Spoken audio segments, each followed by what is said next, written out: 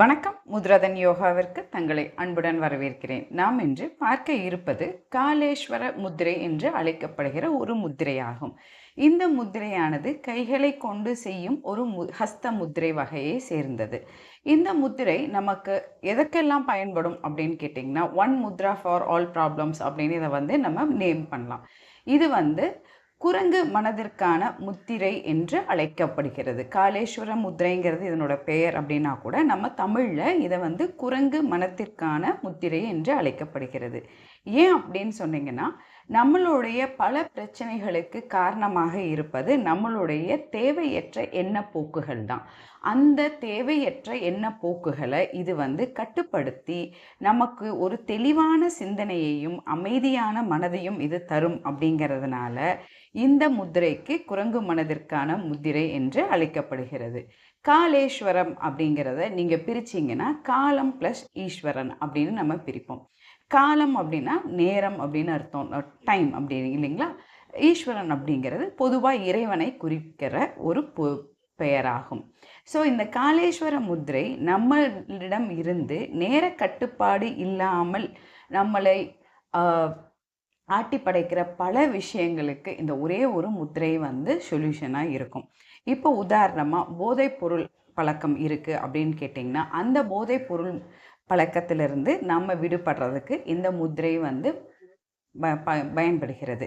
போதை அப்படின்னு சொன்னால் நம்ம எல்லாரும் சிகரெட் குடிக்கிறது, தண்ணி அடிக்கிறது, இல்லைன்னா மற்ற இது தான் நினைக்கிறோம். நம்ம என்னால் கட்டுப்படுத்த முடியாத பசி இருக்குது அப்படிங்கிறதும் ஒரு போதை தான். என்னால் காஃபி டீ ஒரு நாளைக்கு 10-15 தடவை நான் குடிக்கிறேன் அப்படின்னாலும் அந்த எண்ணத்திற்கும் நாம் அடிமையாகத்தான் இருக்கிறோம்.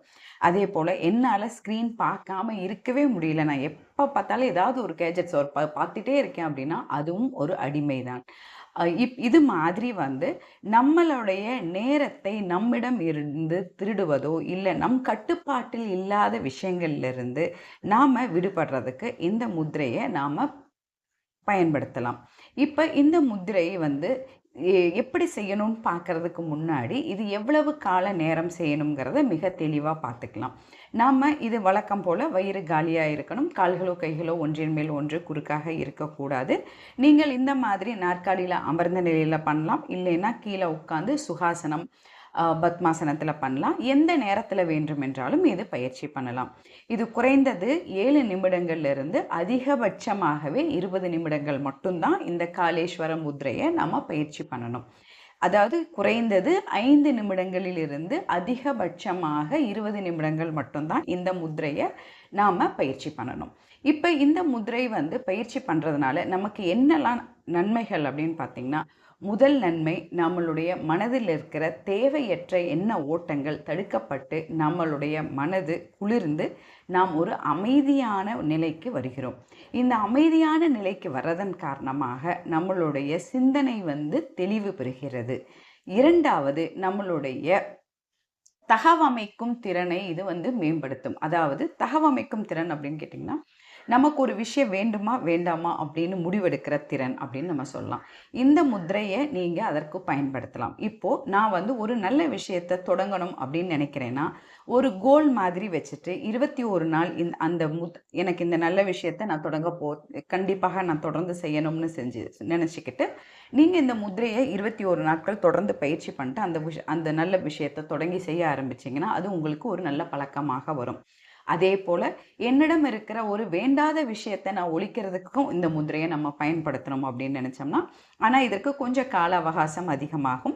48 நாட்களுக்கு இந்த முத்திரையை பயிற்சி பண்ணிவிட்டு நீங்கள் இந்த முத்திரையை பயிற்சி பண்ணும் அந்த கால அளவு முழுக்கவும் நீங்கள் எந்த பழக்கத்தை விட்டுடணும்னு நினைக்கிறீங்களோ அதிலிருந்து நீங்கள் விடுபட்டதாக நீங்கள் கற்பனை பண்ணி கொள்வதன் மூலமாக மிக எளிதாக உங்களுடைய தீய பழக்கங்கள் அனைத்திலிருந்தும் நாம் வெளியில் வரலாம். இது மட்டும் இல்லாமல் நம்மளுடைய புலன்கள் அப்படின்னு சொல்கிற கேட்பது, பார்ப்பது, அவற்றோட தீட்சண்யம் அதிகமாகும். அதாவது அதனுடைய சக்தியானது அதிகமாகும். நம்மளுடைய மூளையோட நினைவுத்திறன் அதிகமாகும். அதனுடைய செயல்பாடுகள் அது அதிகமாகும். இது மிக முக்கியமாக இப்போ நிறைய பேர் சக்கரங்களை தூண்டணும் அப்படிங்கிறத பற்றி பேசுகிறோம் இல்லைங்களா. அதில் நம்மளுடைய ஆக்ஞை சக்கரம் அப்படின்னு சொல்கிற 3rd ஐ சக்கரம் அப்படின்னு சொல்லப்படுற புருவ மத்தியில் இருக்கிற நம்மளுடைய சக்கரத்தை தூண்டுவதற்கு இந்த முத்திரையானது நமக்கு மிக பயனுள்ளதாக இருக்கிறது. இந்த முத்திரை வந்து திரும்பவும் நாம் 2 கைகளையும் சேர்த்து பயன்படுத்துகிற ஒரு முத்திரையோட அமைப்பாகும். இப்போ இந்த முத்திரையை செய்வதன் போது நம்ம எப்படி செய்கிறோம் அப்படின்னு நீங்கள் நல்லா கவனிங்க. இங்கே பாருங்கள், உங்களுடைய பெருவிரல், அதாவது பெருவிரல் அதனுடைய நுனிகளையும் உங்களுடைய நடுவிரல் அப்படின்னு சொல்கிற இந்த விரல் நுனிகளையும் இந்த மாதிரி தொட்டுக்கிறீங்க. தொட்டுட்டு மீதி 3 விரல்களை இந்த மாதிரி மடித்து நீங்கள் வச்சுக்கணும். இங்கே பாருங்கள், திரும்பவும் நான் ஒரு முறை செய்து காட்டுறேன். அதாவது உங்களுடைய பெரு விரலை இந்த மாதிரி தொடுறோம். அதே போல் உங்களுடைய நடுவிரல் அப்படின்னு சொல்லப்படுற இந்த விரலையும் இப்படி தொடுறீங்க. மீதி 3 விரல்களை இந்த மாதிரி நாம் வந்து மடித்து தொட்டுக்கொள்கிறோம். சரிங்களா? இது மாதிரி நீங்கள் உங்களுடைய நெஞ்சுக்கூட்டு பகுதிக்கு நேராக இந்த முத்திரையை வைத்துக்கொண்டு நாம் சொன்ன பிரகாரம் 7 நிமிடங்கள்லேருந்து 20 நிமிடங்கள் இதை அதிகபட்சமாக பயிற்சி செய்யலாம். இது பயிற்சி செய்கிறதன் மூலமாக நம்மளுடைய உளவியல் சிக்கல்கள் அனைத்தும் தீர்ந்து, இப்போ நம்ம சொல்கிற ஆன்சைட்டி, ஸ்ட்ரெஸ் அப்படின்னு சொல்லப்படுற அனைத்து விதமான சிக்கல்களும் தீர்ந்து நாம் மிக அமைதியான ஒரு எண்ண ஓட்டத்தில் நம்மளுடைய வாழ்க்கையை அணுகுவோம். அதன் காரணமாக நாம் எப்பொழுதும் மகிழ்ச்சியாக இருப்போம். மேலும் இது போன்ற தகவல்களுக்கு முத்ராதன் யோகாவுடன் இணைந்திருங்கள். இது யாருக்கு தேவைப்படும் அப்படின்னு நினைக்கிறீங்களோ அவங்களுக்கு ஷேர் பண்ணுங்கள். நன்றி, வணக்கம்.